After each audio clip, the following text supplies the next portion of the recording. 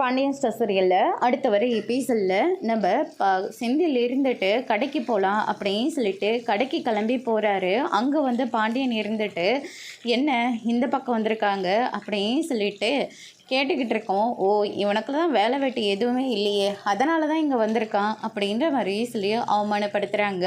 அதுக்கடுத்ததாக செந்தில் வந்து எதுவுமே பேசாமல் அங்கேருந்து கிளம்பி போயிடுறாரு. அதுக்கடுத்ததாக வந்து பார்த்திங்கன்னா வீட்டில் எல்லாரும் சாப்பிட்டுட்டு இருக்கிற போது பழனி இருந்துட்டு அக்கா கைவண்ணமே கைவண்ணம் தான், என் அக்கா வைக்கிற புளிக்குழம்பு இருக்கே அப்பாப்பா சொல்லவே முடியாது, வார்த்தையே இல்லை அப்படின்ற மாதிரி சொல்லிட்டு இருக்காங்க.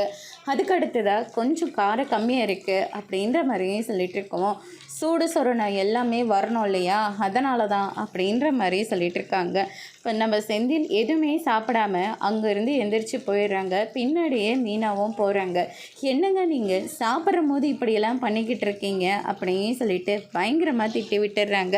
அதுக்கடுத்துதான் மீனா இருந்துட்டு பாண்டியனை தேடி நேராக கடைக்கு போகிறாங்க. அவர் மேலே கோவம் இருக்குன்னு எனக்கு தெரியும், அதுக்காக எல்லாரும் முன்னாடியும் அவர் அப்படியெல்லாம் பேசாதீங்க மாமா, நீங்கள் பேசுகிறது ரொம்ப பெரிய தப்பு அப்படின்ற மாதிரி சொல்லிடுறாங்க.